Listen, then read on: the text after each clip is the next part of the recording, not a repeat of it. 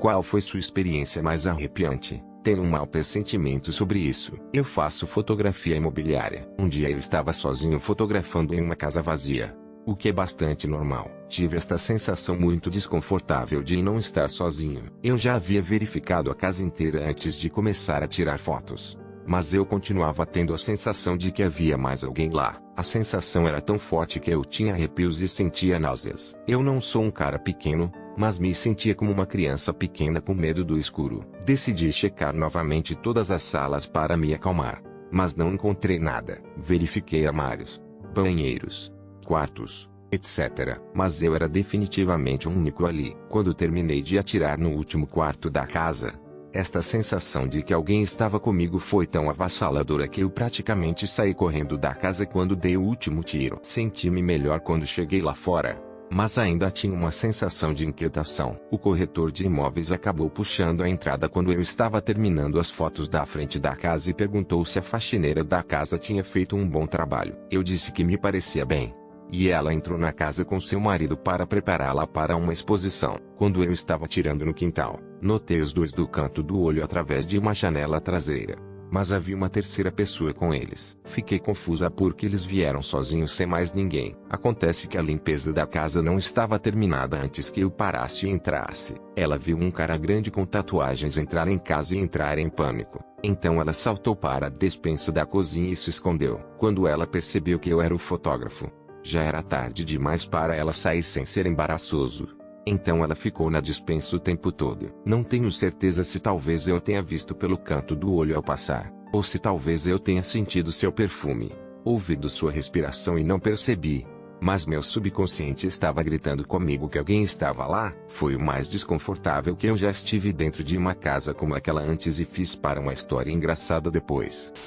Eu vivia na África do Sul, onde as invasões domiciliares eram bastante brutais. Cresci em um terreno e vivi no apartamento adjacente à casa principal. Uma noite acordei ao acaso por volta das 2 da manhã e tive esta sensação de formigamento de que algo não estava certo. Abri a porta do meu apartamento para olhar para fora e ver se algo estava acontecendo. Essa sensação não diminuiu. Então decidi comprar vestidos e dar uma volta pelo jardim. Antes de sair do meu apartamento, algo me disse para espreitar pela porta e ao fazer isso, vi um cara passeando pela casa. Então liguei para minha irmã que morava na casa, mas sem resposta. Então telefonei para minha madrasta e depois de um tempo minha irmã respondeu, o que foi muito estranho. Eu disse a minha irmã para acordar o F e andar pela casa e garantir que as portas e janelas estivessem fechadas como se houvesse alguém no jardim. Ela continuou tentando explodi-lo e até disse que destrancava a porta da casa para que eu pudesse entrar na casa. Eu disse a ela que era uma ideia estúpida e que eu não ia sair. Como normalmente os ladrões estão armados e são perigosos e eu não tinha nada com que me proteger. Minha irmã perdeu um fôlego durante nossa ligação, algo que normalmente acontece quando se está assustado. Então, por instinto, perguntei a ela se estava tudo bem. Ela deveria dizer sim 2 vezes. Ela só disse isso uma vez. Acontece que um grupo de homens já tinha conseguido entrar em casa e eles tinham uma arma apontada à cabeça dela dizendo-lhe para me convencer a sair do meu apartamento. Alguns segundos depois, a luz automática do lado de fora do meu apartamento se acendeu. Então eu disse à minha irmã que estava tudo bem e que eu ia dormir. Liguei então para a polícia e para a vigilância do bairro, que demorou os 30 minutos mais longos da minha vida para aparecer. Uma vez que vi as luzes da polícia do lado de fora, tive que fazer uma corrida de 100 metros até o portão para abri-lo para eles. Depois falei com eles sobre o que aconteceu e que deveríamos investigar a casa. Andei pelo perímetro com eles até descobrir onde os caras tinham entrado. Entramos na casa, que estava totalmente destruída, até chegarmos ao quarto principal, onde havia um cobertor sobre a cama. Depois puxei o cobertor para encontrar minha família inteira lá embaixo, pois estavam amarrados e sem camisa, assustados. Isto incluía minha sobrinha de 1 ano. Se não fossem os meus instintos, eles não teriam hesitado em me matar e provavelmente fariam pior à minha família. Eles já envenenaram meus cães. Deve ter sido um anjo da guarda ou algo que olhou por cima do meu ombro naquela noite. Eram cerca de 9 ou 10 da noite e eu estava indo para casa depois de um encontro realmente ruim. Era uma caminhada de 10 minutos de onde eu estava até minha casa e parei por um sinal vermelho e esperei. Foi no meio da semana e no caminho do meu encontro para o sinal vermelho que conheci como uma pessoa Então não havia muita gente fora. De lugar nenhum eu tive um sentimento muito ruim e eu creio que alguém estava me observando. Me virei e havia um homem bem ao meu lado. Ele ficou um pouco parado para fechar. Ele viu que eu vi e começou a falar sobre como era agradável a chuva de verão. Eu ignorei e comecei a andar. Embora a luz ainda estivesse vermelha, ele começou a andar para. Eu acelerei um pouco. Ele também. Minha briga.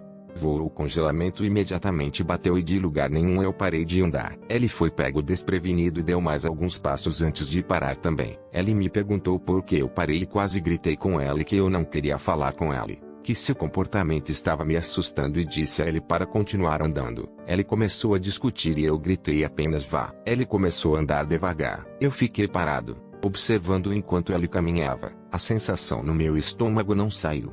Na verdade estava piorando. Ele parou numa parada de ônibus e por um segundo eu respirei para fora. Ele estava esperando pelo ônibus. Bem, ao lado do ponto de ônibus havia uma ruela. Uma ruela realmente escura e atrás dela um estacionamento escuro. Ele me encarou enquanto estava ali parado.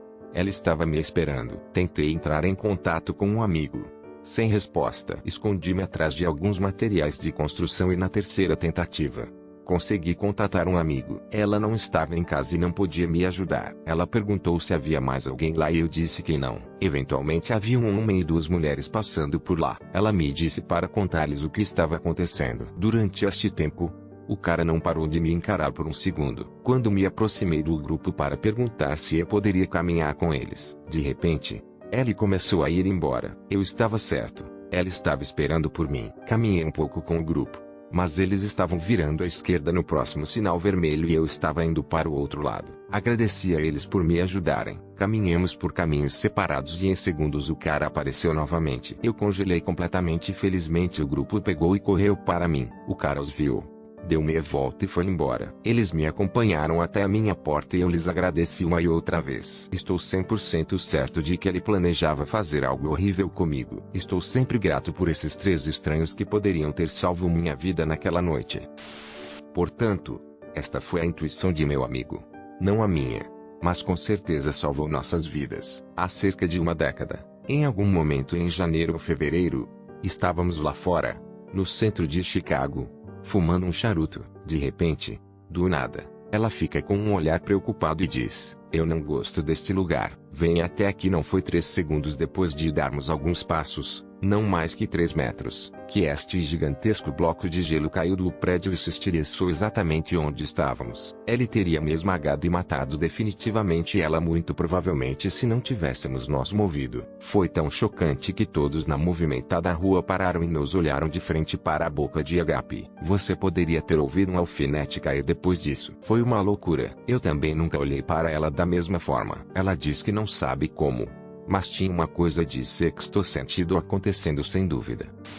No dia em que eu soube que meu bom amigo tinha morrido, eu tinha esta horrível sensação de pavor e uma necessidade avassaladora de chegar até ele. Eu estava absolutamente em pânico, como se eu jurasse que podia ouvir um tic-tac de relógio na minha cabeça. Eu havia mandado mensagens de texto com ele horas antes e era suposto que fôssemos cortar uma árvore de Natal. Tive que ameaçar a garota em cuja casa ele estava para voltar para casa e vê-lo ou eu ia chamar a polícia. Ela o tinha deixado lá para ir decorar uma árvore na casa de sua mãe. Eu não tinha um veículo e nunca tinha ido à casa dela. Então eu mesmo não consegui chegar até ela. Eu estava ao telefone com ela quando ela o encontrou, absolutamente estripado, administrando um turno noturno em um McDonald's. Só eu e outro cara na loja por volta das 2 da manhã. Eu noto um Falcão do Ford com um capô, que não se encaixa no estacionamento. Um cara pula para fora e imediatamente começa a revistar o local para a localização das câmeras e quantas pessoas estão lá dentro. Isso levanta imediatamente minhas suspeitas. Mas eu finjo que tudo esfriou e eu servo como normal. Eles devem ter ficado assustados porque entram no carro e saem de carro depois de pegar sua comida. Uma vez que eles estão limpos, chamei a polícia e lhes contei o que aconteceu junto com a placa numérica e a descrição do veículo. Algumas horas depois, a polícia chegou e disse que encostou o Ford e encontrou 1 quilo de metanfetamina e várias armas semiautomáticas a bordo. Mais tarde, eles admitiram ter explorado o local para que outro casal nos roubasse mais tarde naquela noite.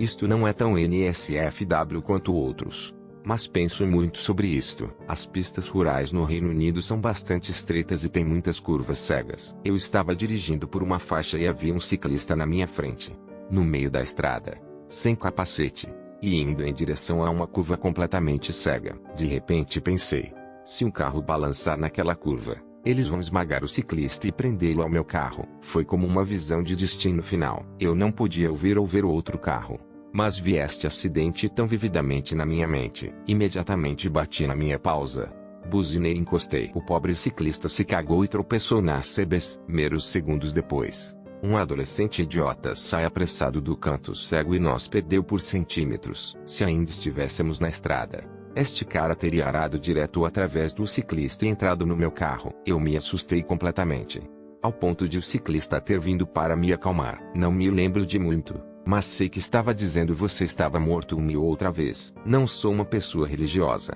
mas é o mais próximo que estive de acreditar em algum tipo de intervenção divina.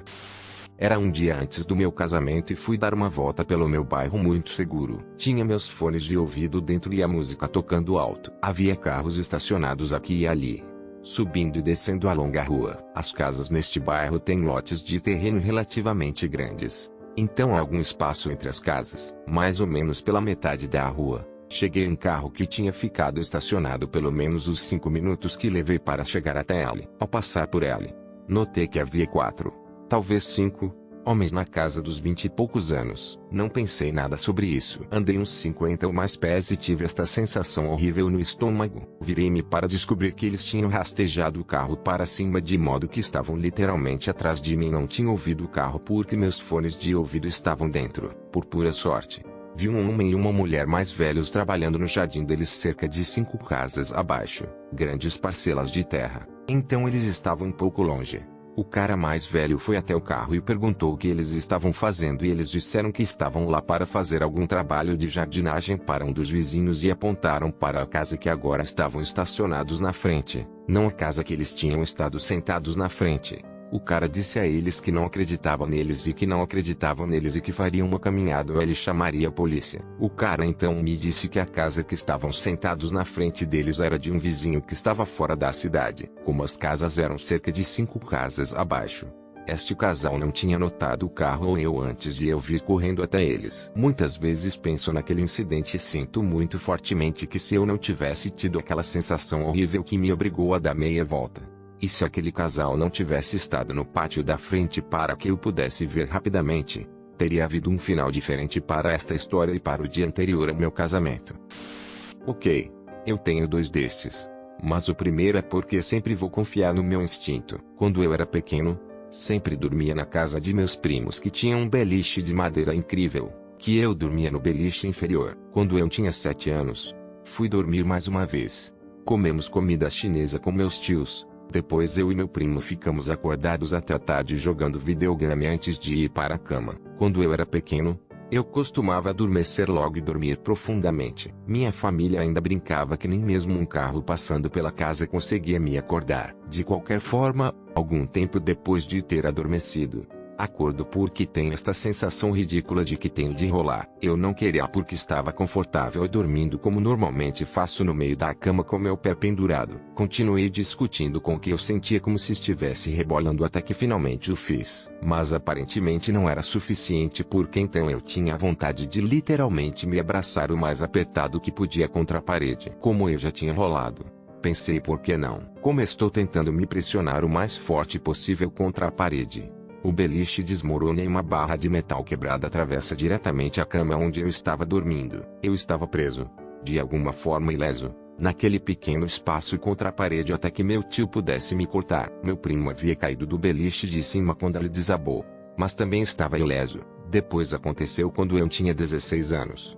No verão, eu cresci em uma cidade super pequena e costumava passear ou andar de bicicleta com meu cachorro em todos os lugares. E geralmente eu estava sozinho. Eu tinha um dia livre do trabalho, então peguei um livro e caminhei com meu laboratório 4 milhas até um dos meus lagos favoritos e me deitei na praia para ler um livro e bronzear enquanto meu cachorro brincava na água. Depois de algumas horas de lá, notei um grupo de caras road, que me parecia um pouco familiar. Era um dia de semana, então havia apenas eu, meu cachorro e um pescador no desembarque com esses caras. Tentei ignorá-los, mas notei que eles continuavam olhando para mim e sussurrando uns para os outros. Então meu cão, que normalmente fica na água o tempo todo que estou lá, veio e se deitou entre mim e este grupo. Tive um mau pressentimento deles e decidi encurtar meu dia e ir para casa. Peguei minhas coisas e comecei a sair de lá como se nada tivesse acontecido e este grupo começou a me seguir. Não só tenho um mau pressentimento, mas posso dizer que minha cadela está assustada porque ela continua olhando atrás de mim e rosnando. Este grupo está ficando mais alto atrás de mim e de alguma forma me acompanhando,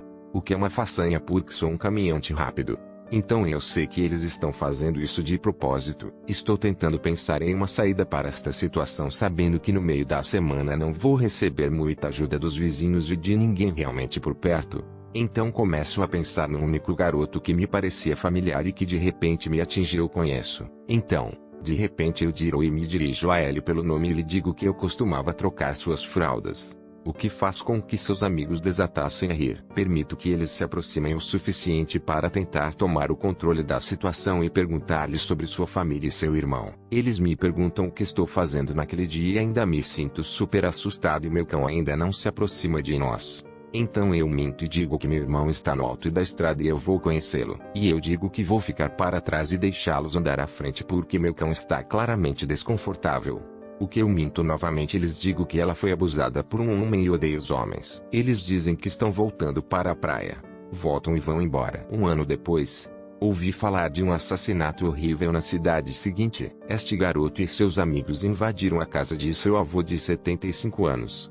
Roubaram-no e o espancaram brutalmente e o torturaram até a morte. O garoto que eu conhecia tinha apenas 14 anos. Os amigos com quem ele estava variavam de 16 a 23. Eu não sei se eles estavam planejando fazer alguma coisa comigo naquele dia, mas sempre confiarei em meu instinto e tenho confiado desde então.